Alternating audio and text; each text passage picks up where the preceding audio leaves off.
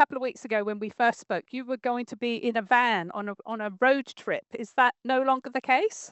No, I'm shooting off at 2:30 this afternoon to start said road trip, but because of the price of fuel, it's taken a different turn. So I'm gonna go to a local little fair with my, kids for the weekend, more so than going miles away to a bigger event. Mhm. Fine. That's what I did wonder. I wondered if that might curtail your activities. I'm really looking forward to this session and your responses, as you both bring such considerable experience to the discussion. And I think our biggest challenge, as much as anything, is going to be controlling the time. So Marie, please do let us know when we are at that 5 minute point. Um, just for the audience, what I'm going to be doing is directing a number of questions to both recipients, and both Tim and Tamara, and they're going to decide who answers. Sometimes they may both answer, and some it may be just one of them who answers. But I think we'll get started. Tim and Tamara, first of all, what's the lens that you bring to wellness and reablement? Please, darling, you go first. Well, hi everyone. Thanks, Hilary. Thanks, Marie, for the introduction. The lens to wellness and reablement. I think healthy aging's been a passion that Tim and I have been involved in. For me, it's been at least 2 decades, and for Tim, longer. And I think personally now, for me, lived experience after working in the aged care industry for a decade and having some very personal involvement in helping keep people healthy uh, and managing through cognitive changes. We live and breathe it. I think that's probably the easiest way to put it. Tim, your Yeah. perspective. I'm just gonna try to get my wife to speak up as well. I think you're getting a few comments come through that you're a bit quiet. My perspective, I've been standing, as Tam said, I've been standing on the soapbox for decades, and I'm really very happy to see it starting to float to the top. Like, when I was doing my undergraduate, when I was doing my PhD, I really did think I just had the answer. Like exercise, reablement, restorative care, rehabilitation, it really was the answer for older adults to remain as fit and healthy as they could be and remain in their homes. So I think we're seeing a lot more traction. Both the government, the sector, general practice, even the health system are starting to really start to think about people being more involved in movement as a pathway to their well-being and as a priority over just defaulting into care. Because, then that's what we're going to talk about a lot. And I think that's what you've been talking about a lot today. Exercise is different for everybody, but what most important, if you're involved in something, you're doing better than if you're not involved in anything. Okay. So leading on from that, and you may partially have answered it already, how would you define wellness? And then how would you define reablement? And what do you think is the simplest way to explain these in real life, not policy language? You go, Tim. I always just think of wellness as health. Like I think if you are well, then you are better than unwell. If you have good wellness, then you have reasonable to good health. Like health is a very broad term in relation to the health sector, but wellness to me just simply means that you've got a heightened level of well-being and health more so than you would have if you were unhealthy or had complex needs. And reablement simply as well. Reablement's a very yeah, it's one of those new terms. It's not a well understood term. Some people don't like it, some people do like it, but it just simply means to me you are being made to be more able than you were previously. So reablement, so bringing you up to a higher level of well-being, whether that be mental, physical, or social, you're being reabled to a higher level of well-being. Tamara, your Uh, I thoughts? think I think for wellness for me, it's probably well-being as opposed to ill-being. So it comes for me really through a holistic lens of quality of life. So you're looking not just at the physical, but you're looking at all of those other domains that make up what what brings meaning to our lives. And that's individual for each person, I think. So it's not just about the physical, it's not just about exercise and pumping iron. That's really important. There's all the evidence behind it. But I think when you're looking from a really holistic point of view here, Each of us have a different perspective that we bring. So it's important to establish for a person what that means for them when we're working with individuals. And then also, I think it's really important from the reablement point of view is we can have goals to be better than, but sometimes that might be, I'd just like to maintain. And so that's preventing decline at a rate you might otherwise expect, which is another way to possibly think of that. So I think for me, really, it's that quality of life, and it's all got to be with the lens of the person that we're working with, or the group of people that we're working with, and that we're working towards their goals. And so I think the individual here is where we need to really start. That's the pointy end of the arrow. It's the individual that we are working with or working for. And Yep. so that's a quality of life piece. Yeah. Absolutely, absolutely. One of the things that Alyssa was talking about in a study that she's been doing, which is going to be published soon, is how do we explain reablement to the clients that we're working with, because quite clearly it means absolutely nothing, and it's language that means nothing. And I remember I was part of that study, and people were quite offended in some ways by the word reablement because it suggested that they weren't sufficiently able before. And when the word restorative care was used, they said something like it sounded like we were trying to restore furniture. So it was sort of quite an interesting comment and an interpretation. And then how do we work with people to try and explain, what it is, why it's important. So yeah. The, All right. the nomenclature. We always get caught up in the nomenclature about these sorts of things. But at the end of the day, like, because I remember, using the word exercise and people going, "Whoa, that's a dirty word. We don't want to be involved in exercise. We've got to talk about movement." Yeah, I think the important thing is not to get caught up in the naming, but just to focus on the doing. Yeah. Yeah. And I 100%. agree. I agree. So next question then is, when people hear cognitive decline, they often assume reablement no longer applies. Why is that assumption flawed? And what does reablement actually look like when cognition is changing? For Leave me, you to decide. yeah.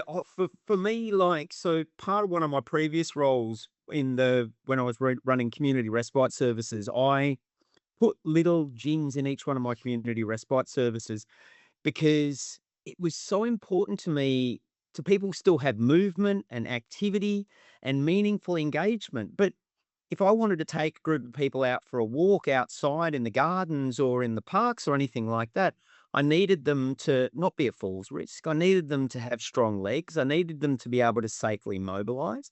And that all came through regular little bouts of exercise for these people. And so and not only did it just transfer to safe movement when we're outside doing activities with these people, but it also then transferred to them having better sleeping patterns, to them having less behavioral fluctuations, to them actually feeling like they had achieved something in their day. And I think, we often forget that when people have cognitive decline, and if we shut them into a corner, all these types of unmet needs start to float to the surface. But reablement can address a lot of those unmet needs. So I think the reablement, and we're going to talk later as we go through the questions about when does reablement change. But for those people who are early in the stage of cognitive decline, reablement becomes the most important component of their life.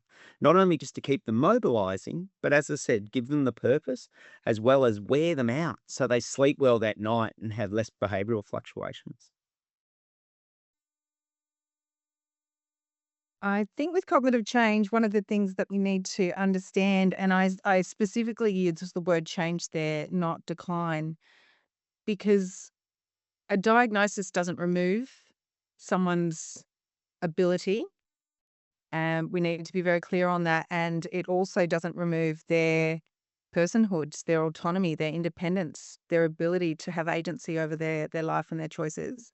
So when we experience cognitive change and we're looking at reabling people through that, it's really about meeting that person where they're at on that day. So we can look at someone who may have a diagnosis of a type of dementia, and we might find that over time we are seeing cognitive decline. There are things like medications that can cause fluctuations there, either for better or for worse, depending on what those medications are for. Equally, we find if people have got a high quality of life, and if we go into the scientific side of things and the evidence base behind quality of life scores, we see that cognition in people who are socially engaged and not isolated, the fluctuation in their capacity and their ability to maintain their again, functional capacity being such a scientific word and not really person centered. I think what we find is that if we're not always keeping the person at the center, learning their story and letting that lead us, we're going to start making assumptions that lead us to presume a continual decline in their functional capacity over time. And if we don't meet them where they are on the day, we're going to miss the mark. So we're not going to be able to take those opportunities to maybe utilize the gym, to maybe get out on a walk. If there hasn't been a great sleep the night before, then that's going to impact the following day. So I think when we talk about cognitive decline, cognitive change is where we need to be at, and understanding that cognition fluctuates over time for all of us, whether or not we've got diagnosis. I'll tell you, some days I think much more clearly than others. And my family can attest to that, I'm sure. So I really do think always coming back to the story and the person and where they're at the day and meeting them there. So we use that Absolutely. technical language and that technical skill, but we need to meet the person where they're at and let them lead us by their story.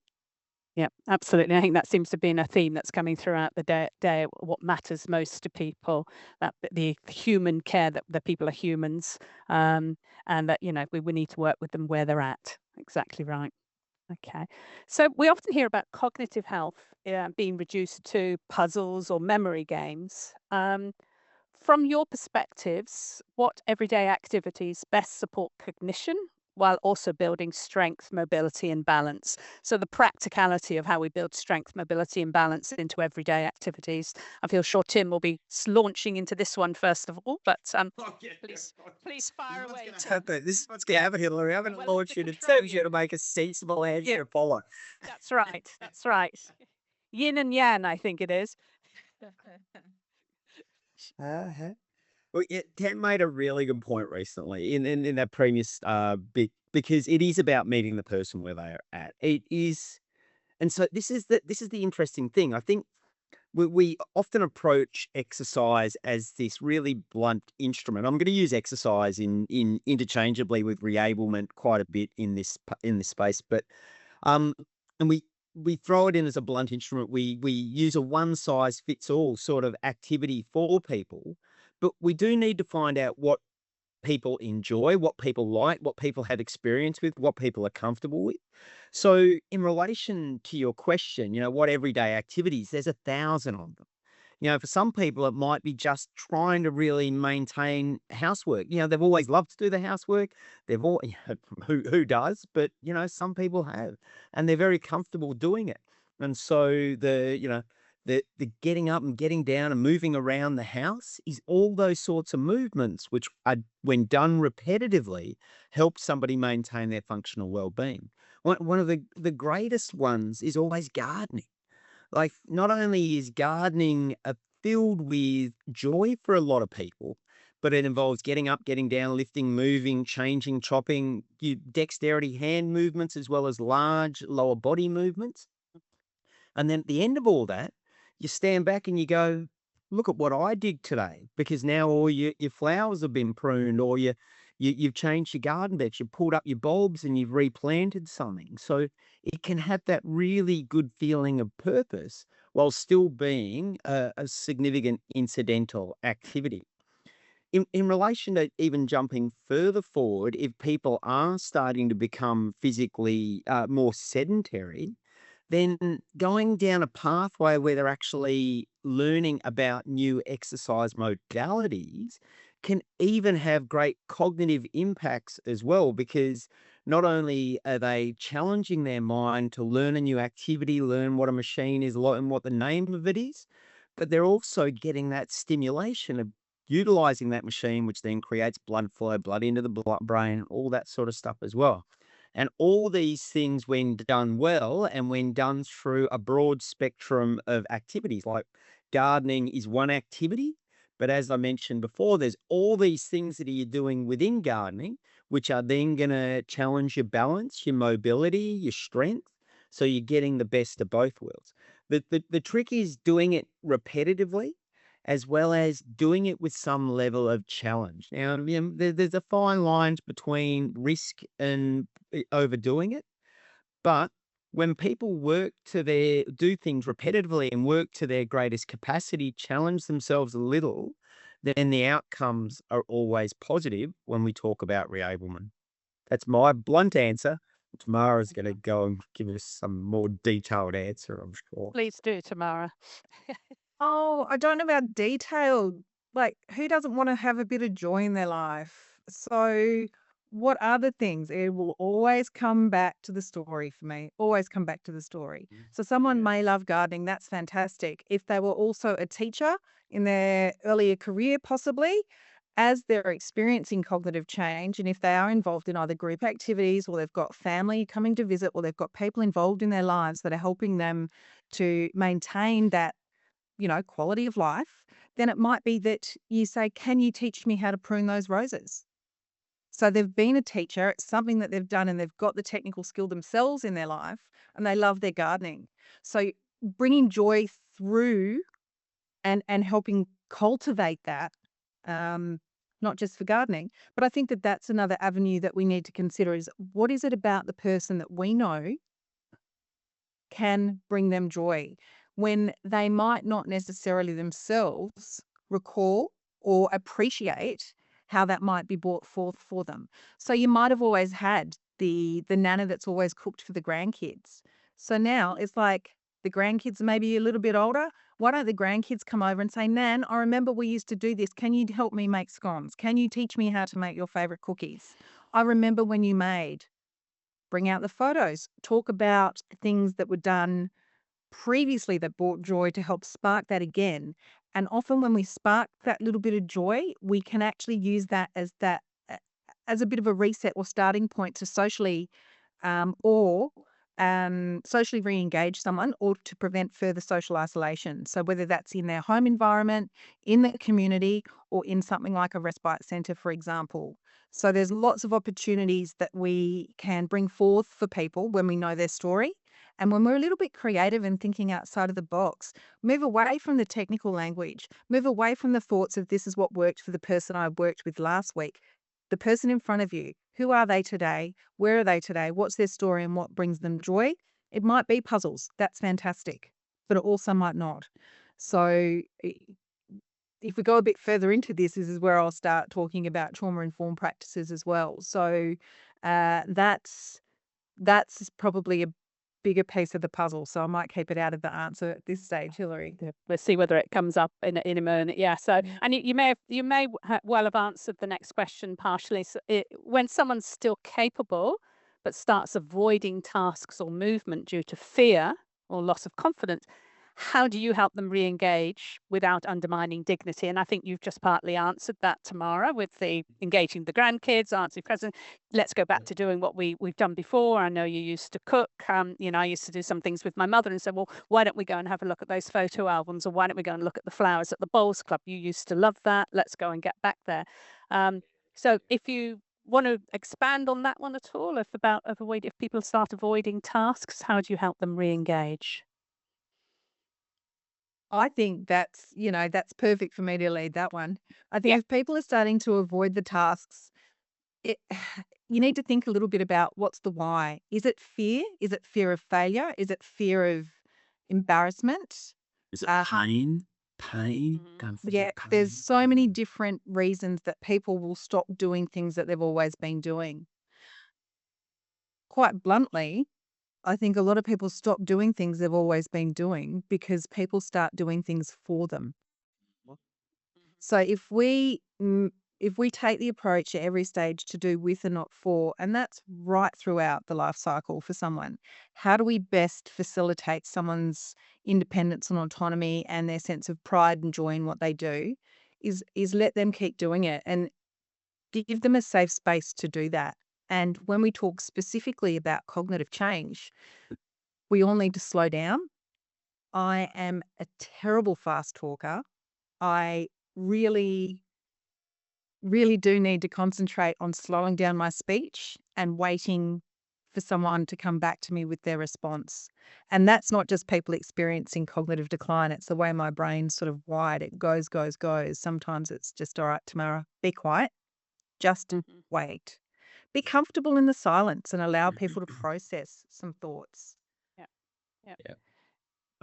If I can add to it as well, like I think that the working out the why is really important, but then reapproaching those things in a staged way. So if it is, for example, going back to the cooking with your nonna example, like if she's okay to stand at the stove for 2 minutes today, and then tomorrow she stands for 3 minutes, and then she stands for 4 minutes, but supporting that reablement back towards doing those things that she loves. So taking that staged approach is very important as well. And Tem said it very early in the piece, being flexible as well. So 2 minutes today, 3 minutes tomorrow, but then she can only do 2 minutes the day after. Stop, readjust, and then go Yeah. from there. Don't push, push, push, just slowly but surely. And people will get there in the end, particularly if it is a task that they used to love. Yeah, I get back to we meeting that person where they're at. One of the quotes that we've loved to use at KeepAble is through, I think it's Maria Montessori. Everything you do for me, you take from me. And I think Saw that pop it's up. Yeah, it's yeah, yeah. a really good phrase. And there was another one by a Danish researcher who used to talk about working with people and teaching support staff, and said, "Supporting you with my hands in my pocket." It might sound like a strange terminology, but they weren't jumping in and immediately helping and taking over what someone was still able to do for themselves or could again do for themselves. And I thought remembering those quotes are quite a useful way of thinking about it. So, on to families. We know that many families say to us, "I wish we'd started earlier." So, what does early reablement for cognitive health look like? And is it ever too late? I think it's never too late. Like, I've worked right across the space of healthy community, unhealthy or complex community, all the way into residential aged care, and I've seen people make, incredible changes in their functional, physical, and social well-being right up until very late in life when they're given the right tools and the right level of support. Um, so I think there is definitely it's a never too late. I think, but the more important question is the level of support, the who's driving these changes and these opportunities is a very important piece as well. Um, I think that, the more of the question is how do we get people involved earlier? Like, because it's never too early. Like Yeah. we know, and we've all had conversations amongst ourselves about, the lifelong benefit of involvement. How do we get people involved earlier Yeah. is the question, and particularly for dementia, we're seeing more and more stuff float to the surface now that the disease can almost be slowed down significantly with impactful engagement in exercise and activity and other purposeful activities. Mm. I'm just going to butt in here very slightly. My mother, who's now dead, had Parkinson's and then developed a vascular dementia, and there was quite you could see some cognitive impairment taking place over the years, but she got so sort of almost depressed about it that it was very hard to break through and keep engaging her. I don't know whether you have a comment on that. Sorry, I'm throwing that one in there. It just popped into my head that when Mhm. depression overlaid that as well, it became Yeah. very difficult to reach her and work with her and even work out what mattered to her still. Yep. Look, Yep. Hilary, I think you touch on something that's really, really important whenever a diagnosis is brought forward. I'd say it's never too early, as Tim mentioned. And part of that, I think, is if we start to notice some changes in our loved one, because we're looking from a family's perspective at the moment, Mm. I think if we do start to notice changes, that's when we need to start employing the sorts of things that are going to assist us into the future. So getting routines and supports built in and around early, because once you do have a diagnosis, there's a lot of grief, Mm. There is a lot of anticipation of what's to come. There's a lot of fear. There's a lot of, I saw this happen to someone I know. Is that my future? And so anxiety, depression, apathy, so many emotions, so many feelings come forward for that person, but the family as well. Generally in families, we're really protective of each other, aren't we? So we're going to be, Mm, I want to do this thing for you so you don't feel embarrassed by maybe not being able to do it for yourself. So going back to mm, what we were talking about earlier, mm, if though I take a moment to pause and think, how is it that I can maybe plant the seed to help you keep your confidence in doing what you need to do moving forward, to not see a diagnosis as a point in time that everything changes. mm, Some things change, but essentially there's been some cognitive change over time that's going to continue, not always in a decline, as we were saying before, it fluctuates for different reasons. But if we can get in early, so if you've got someone who's got a love for intergenerational contact, for example, keep that, foster that. Don't protect the grandkids to the expense of your loved one who's going through cognitive change. We need to educate ourselves. We need to educate our communities. We don't need to necessarily be thinking just in the respite space as well when we're doing that. We need to think our broader communities. What's your local cafe like? What's your local plant nursery like? Not to use the big B word, but where is it that you go in the community that is important, and how are they set up to facilitate you as a family to support this person going through this change? So mm. it's a big community effort we need, but it does start with the families. Mhm. Um, Okay, that was probably a thank bit you. broad, but No, yeah, no, that's I'm, that's great. passionate about that piece. I'm a great believer in social engagement. One of the best things I think Reablement can do for people is actually get them back into their communities, into their friendship groups, and even in the residential aged care space. Reablements really plays a massive role in getting people down to the dining room, because that's where people get social engagement. And going back to the depression is often so much of people's fear and so much of people's remorse and so much of people's grieving about their current situation. When they're in that group-based environment, I think some of it can be overwhelmed by the, hey, I'm amongst people who are like me, or I'm getting better, or I've got somebody to talk to about, even if I'm talking to them about my problems, I'm talking to somebody about it.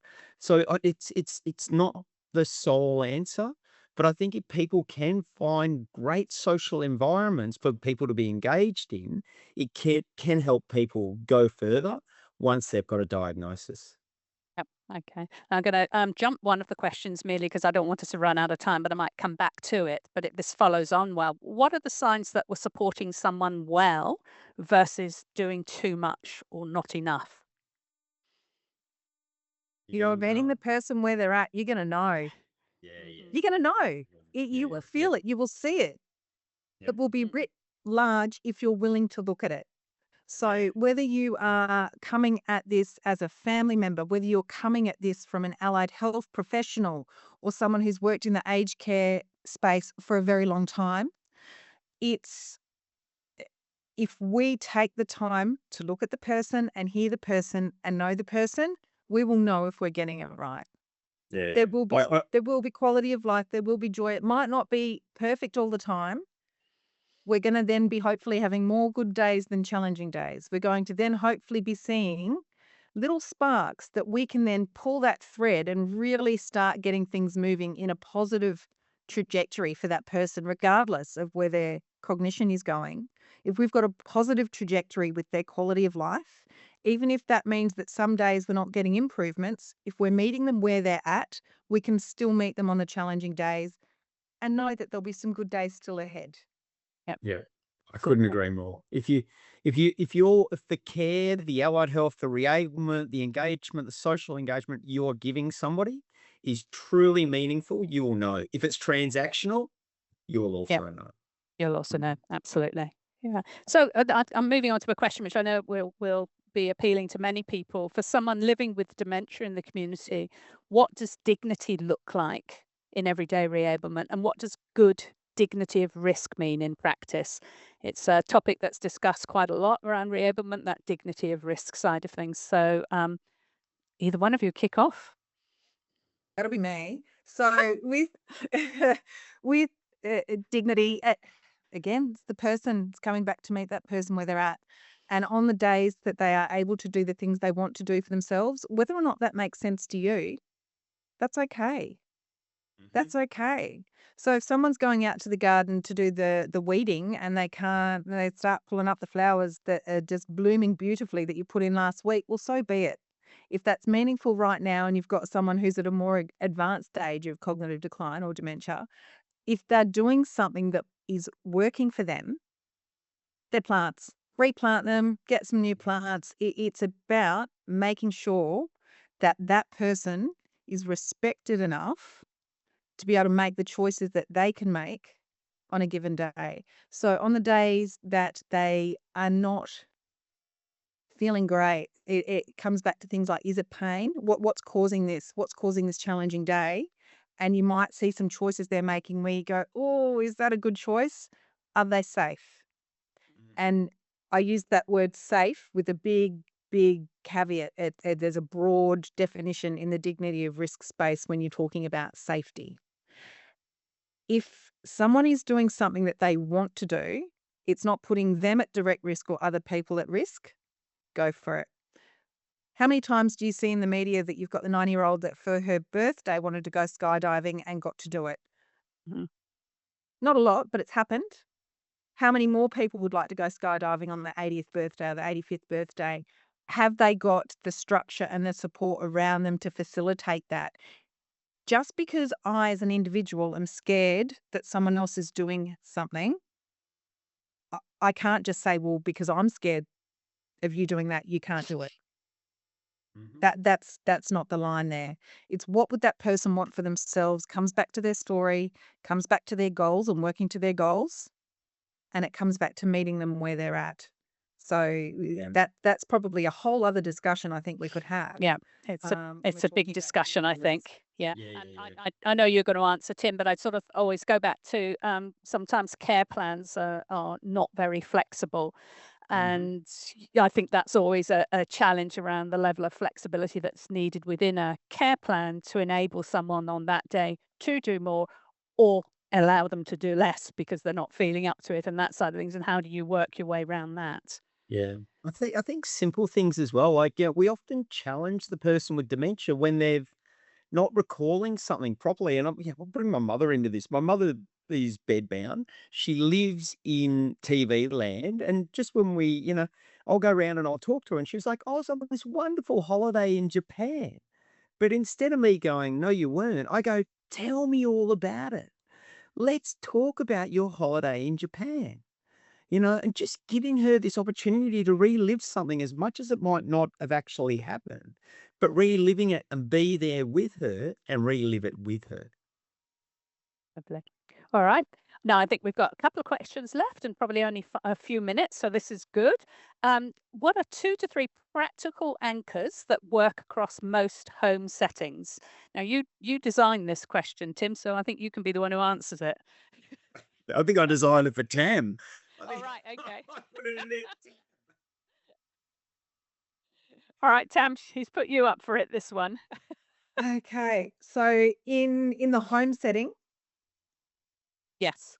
Across most home settings, yes. 2 to 3 practical anchors that work. just stop and pause when you're coming into someone's environment. Stop and pause. Have a little bit of a think about your approach. I love it when people come in, hi, how you going today? It's such a beautiful day outside. You clock someone's face and go, oh, they're not feeling the same beautiful day I'm feeling. So sometimes we just need to pause and read the room. I think if we do that and we take each day as it comes with each individual as we see them, I think they're the things that we can use to anchor ourselves in meeting the person where they're at. So I think we need to keep their goals in focus, but being flexible enough to make sure we're keeping that person first lens. Our technical skills are there. Doesn't matter what your background or your formal, qualifications or experience might be. The technical skills will sit there in the background. It's the way you meet someone with compassion. It is the way you meet someone where they're at on the day. It's like your barista taking your coffee order in the morning. They'll read your face. Hmm. They know your order. That's great. They might ask you if you need a double shot today or maybe a decaf today, but they will know you. They'll meet you where you're at. We need to apply the same. Use your technical skills and keep them there, but make sure you keep person-led. Make sure that person's home is their home. Don't start changing things. Don't start modifying things. Don't start putting in all these safety mechanisms and things like that. Yes, make the home safe, but make sure there is a whole level of familiarity that makes them feel like they're at home. Okay, lovely. All right, last question. The work is obviously very meaningful and it's often what we call quite heavy. What's one mindset shift carers, support workers, clinicians, or managers can take back into their work and apply tomorrow? I think Tam said it 1,000 times. Meet the person where they're at. Right, that's Also, okay. go and write your own support plan. Yeah. Go and write your own support plan now. Like, jump off when we're done today, sit down with a cuppa, write down what's important to you, write down what it is you would want if you were having to receive the supports that you give. Mhm. Mm. It's perspective. So just, Yeah. yeah. Okay, that's brilliant. I actually did that for my mother when we first looked at care for her. And I sat down with her and we wrote the plan together and sort of wrote a little bit about her, but also talked about, you know, how she wanted to be supported, what she didn't want support with, what helped her, and that sort of thing. And it went very well. And to where the new shift of carers come in about a year later. But you know, and then we started again a little bit. But it worked extremely well for her.